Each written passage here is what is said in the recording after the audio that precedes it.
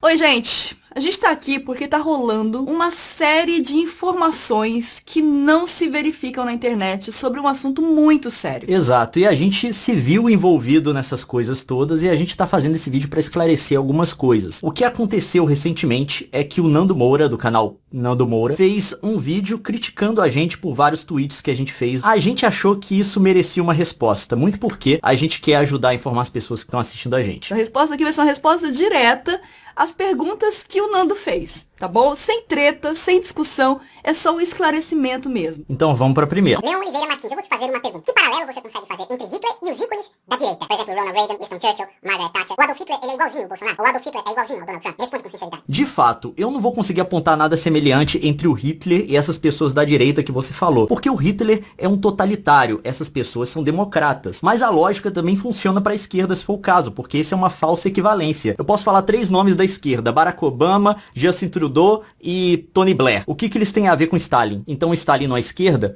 Não é assim que funciona. A distribuição do totalitarismo no espectro político vai tanto da direita como da esquerda. Ele pode chegar pelos 2 extremos do espectro. E é um perigo quando você conduz seu pensamento por aí, porque você mistura tudo no mesmo balaio. É importante entender que o totalitarismo pode existir dos 2 lados. Agora, se você comparar o Adolf Hitler com esses caras aqui, Mao Tse Tung, Stalin, Kim Jong-il, Hugo Chávez, Fidel Castro, você vai ver que cai como uma luva. Nossa, mas é exatamente o que Hitler fez. Exatamente. Só que esses caras não são da direita, eles são da esquerda. Exatamente, Nando, mas é isso que o Leon tá Exatamente, falando. eles são da esquerda, mas são totalitários. Você pode pegar outros totalitários da direita, Pinochet, a junta militar argentina, Saddam Hussein no Iraque também. Enfim, você tem governos totalitários dos 2 lados do espectro. E é justamente por serem governos totalitários que, não importa se são de direitas ou de esquerda, eles vão compartilhar muitas dessas características. Então por que você compara Hitler e o classifica na extrema-direita? É importante dizer que não é a gente que tá classificando, tá? A novidade nessa classificação surgiu agora. De classificar como esquerda, porque historicamente, se você pegar todos os historiadores, desde o fim da guerra, eles vão colocar o Hitler no espectro da direita. E não existe esse questionamento no meio acadêmico. Não. Essa discussão existe só na internet. Tá na internet. E o que difere um totalitarista de esquerda e de direita é a filosofia básica que vai formar o pensamento político dele. As características de direito do nazismo são bem claras. É um sistema antimarxista e antipolítica de classe. Ele não acreditava numa das concepções fundamentais do marxismo, que é a divisão da sociedade em classes. O que o Hitler queria era uma unificação nacional, territorial e racial. A política racial era muito mais importante. E ele também abominava, obviamente, o universalismo do marxismo. O marxismo quer se expandir, todo mundo é proletário, todo mundo em todo lugar. Aqui não, é o povo alemão. O povo alemão é o centro das coisas, todo o resto existe em função dele. Aí vão perguntar, da onde vocês tiraram isso? A gente vai falar disso quando for falar dos historiadores lá na frente. Aguenta. E lá, no Twitter, completamente revoltado, e começa a comparar a economia do período militar brasileiro com a economia de Hitler. Puxa vida. Isso não é uma comparação, Isso não é. Isso Eu não vou é. explicar a história. É que o pessoal tava me tweetando dizendo que a direita acredita no Estado mínimo. É um dos pontos de direita, o Estado tem que ser pequeno. E eu queria dar um exemplo de um governo de direita que não tinha um Estado pequeno. O governo militar brasileiro, independente do que você pensar dele, positivo ou negativo, você tem que concordar que ele não tinha um Estado pequeno. Era um governo de direita que regulava investimento, regulava preço, criou o Banco Central para poder regular a moeda, tirou essa função do Banco do Brasil e tirou a autonomia do Banco Central na mesma gestão. Então, tipo... E é um governo de direita. E é um governo de direita, e é um Estado grande. E é importante a gente contextualizar a informação, Nando. Sim. Esse não é um traço definitivo da direita. É isso que a Não, gente precisa deixar isso muito muda. claro. Existe não é o DNA direita dela. estadista também, tá? O Nando interrompe o pensamento dele, o raciocínio dele, para fazer algumas críticas pessoais. E ele usa um tom de questionamento da capacidade pessoal do Leon, da formação do Leon. A gente entende isso como uma crítica pessoal que não tem a ver com o tema de fato. E a gente não vai dar resposta a isso. Então vamos partir objetivamente para a resposta do que foi questionado com relação às informações sobre nazismo ser de direita ou de esquerda, beleza? Mas agora vamos continuar no argumento que a gente está tratando, vamos passar para as coisas que ele usa para validar o ponto dele que Hitler é de esquerda, ou que pensadores acreditam que o Hitler seja. Agora, você que disse que todos nós somos aqui perfeitos retardados, Piaçano, professor emérito, PhD da Sorbonne, membro do Instituto e comandante da Legião de Honra, ele diz o seguinte: o nazismo e o comunismo se tornaram, assim, lados opostos da mesma moeda revolucionária, gêmeos heterozigotos. Ele é um idiota também? Mas vamos lá pro que ele argumentou. Ele trouxe o Chanu, um pensador francês muito importante, e ele trouxe também uma informação de um artigo do Chanu, que é uma citação na qual ele diz que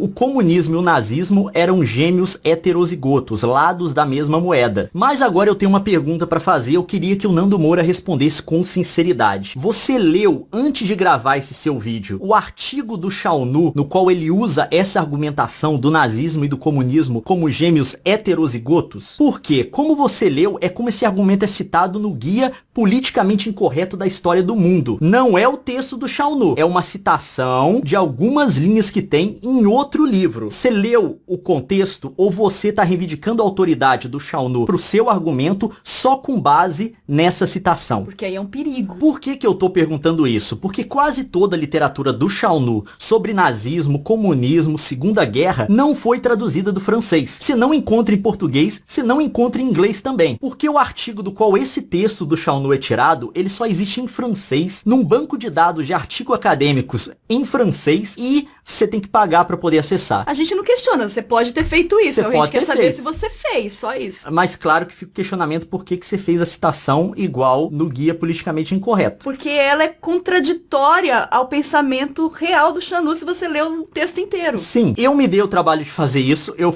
comprei o raio do artigo, procurei o artigo primeiro, de onde vinha essa citação, comprei e li, e ele não diz absolutamente nada sobre o nazismo ser de esquerda. Nenhum ponto. Então o que o pensamento completo dele fala de fato, Leon? O que ele tá questionando é a busca da mudança política por meio da guerra e do caos. E ele vai atacar diretamente o regime comunista da União Soviética, comparar com o nazismo, comparar também com a Revolução Francesa. Tá, mas o que na completude do pensamento ele tá falando de fato? Não tem absolutamente nada a ver com esse debate que a gente tá tendo aqui. Ele não entra no mérito nenhuma vez de direita e esquerda. O que ele tá contestando é a busca de mudança política no processo histórico por meio da guerra e do caos. E ele vai focar muito na ação da União Soviética durante a Segunda Guerra. Ele diz que a grande inspiradora disso tudo, a primeira coisa histórica que mostrou essa possibilidade de você buscar a mudança por meio do caos, foi a Revolução Francesa, que funcionou de inspiração ou de modelo para a Revolução Bolchevique, que foi aquela que trouxe a União Soviética, o socialismo, para a Rússia depois da Primeira Guerra. Então, quando ele usa essa figura do gêmeo heterozigoto, na verdade ele está dizendo o seguinte: são dois movimentos que surgiram na mesma época, por isso são gêmeos, nasceram na mesma época, mas são só diferentes. Que tem DNAs diferentes, É um argumento muito interessante que ele traz. Por quê? Ele coloca o comunismo leninista e stalinista exatamente no centro do processo que se iniciou na Segunda Guerra de uma nova mudança política por meio do caos e destruição. E ele explica que toda a estratégia do Lenin, que o Stalin implementou, que ele aprendeu com a Revolução Francesa, com a Revolução Bolchevique, era que eles tinham que fazer um pacto com a Alemanha de não agressão para a Alemanha ser um agressor no Ocidente. Eles queriam uma Alemanha atacando França e Reino Unido, e eles acreditavam no equilíbrio de força e queriam uma destruição mútua, para eles terem nesses países um cenário muito parecido com a da Rússia na Primeira Guerra, na qual a Revolução Bolchevique venceu. Mas em nenhum momento ele fala que eles compartilham o mesmo pensamento comunista, socialista. Não, mesmo porque a ideia do Hitler, o Hitler aceitou o acordo porque queria adiar a guerra com os comunistas. Porque ele queria cuidar do fronte ocidental primeiro, segurar tudo lá e depois voltar para atacar a União Soviética. É um texto muito interessante que a gente recomenda que você leia para entender a ideia total do cara e não pegar um trecho fora de contexto. E aí eu vejo um problema sério na sua argumentação, que é reivindicar ter autoridade sobre o assunto sem de fato ter lido e entendido o que a pessoa que você cita de fato pensa. É o caso de você ter reivindicado um autor, reivindicado um texto dele que absolutamente não aborda o ponto do qual você está falando.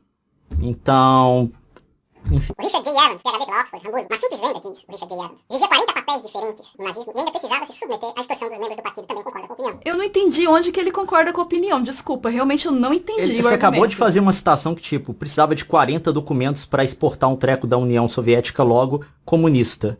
É a mesma coisa que eu falar, eu estou segurando uma garrafa d'água, logo meu cabelo é laranja. Não tem conexão. Não tem relação com o fato. Mas aí que tá o problema. Eu fui procurar de onde saiu essa citação. Foi do mesmo suspeito. Ele tirou do Guia Politicamente Incorreto da História do Mundo. Ele tirou a citação e não conferiu o autor. Original. E o autor, tipo, ele é diametralmente oposto de tudo que você acredita, Nando Moura. Desculpa, tá? Vamos lá. Se você tiver muito dinheiro porque o livro é caro, todo mundo pode ler o Richard Richard J. Evans, porque tem um livro dele em português, A Chegada do Terceiro Reich. E eu vou ler algumas citações do livro aqui, na qual ele trata o nazismo como de direita. Na verdade, aparece no livro inteiro. Ele usa o termo extrema-direita, far-right, no inglês, à torta e à direita no livro, para poder se referir ao Hitler e ao nazismo. A minha versão do livro tá em inglês, eu traduzi as citações e eu vou colocar com referência para quem quiser encontrar na edição de Kindle. Quer ler? O nazismo inicial, portanto, como a miríade de movimentos competidores da extrema-direita nos imediatos anos pós-guerra, pertenceu firmemente a esse contexto da ascensão do fascismo europeu. Agora falando sobre a candidatura do Hitler na eleição de 32, que levou ele ao poder em 33. Sua candidatura transformou as eleições em uma competição entre a direita e a esquerda, na qual Hitler era inquestionavelmente o candidato à direita, o que fez Hindenburg extraordinariamente, incrivelmente, o candidato à esquerda. E agora falando sobre o aspecto cultural do nazismo, aquela coisa de cultura degenerativa, enfim. Os nazistas não eram o único partido na direita a sentir que esta grande tradição estava sendo minada pelo modernismo musical da República de... o que é isso, Leon? Weimar. O qual eles atribuíam no seu jeito bruto usual a subversão judia. Então, tipo, a gente citou só algumas e são as citações pequenas, porque a gente quer ficar lendo um monte. Mas no livro, como eu disse, à torta e à direito, ele se refere ao nazismo como direita, ao nacionalsocialismo como direita ou como extrema direita. Far right é o termo que ele usa. Mas não é só isso. Tem mais coisa do Richard J. Evans, que é o seguinte. Tem um vídeo de 15 minutos no YouTube, 14 minutos dele num programa de rádio comparando o Hitler ao Trump. Aí ele fala coisa tipo isso. His attacks on the judiciary, the legal system, the media, they have some echoes too of the Nazi era. Yes,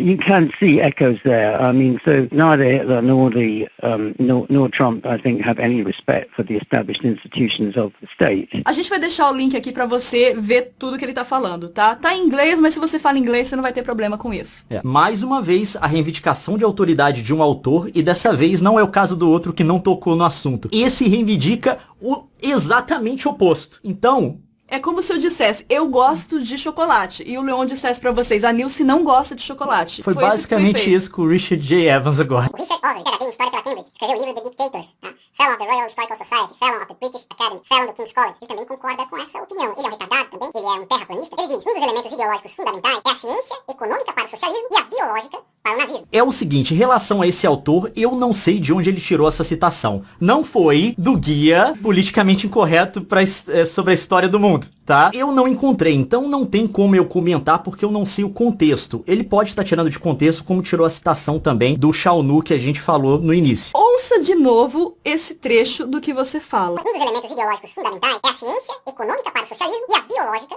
para o nazismo. Não faz sentido, Não tá ponto. fazendo sentido. Você não tá Provavelmente, confrontando. se isso é uma citação de fato, a frase deve ser maior e deve ter algum sentido aí. Mas o jeito que foi dita...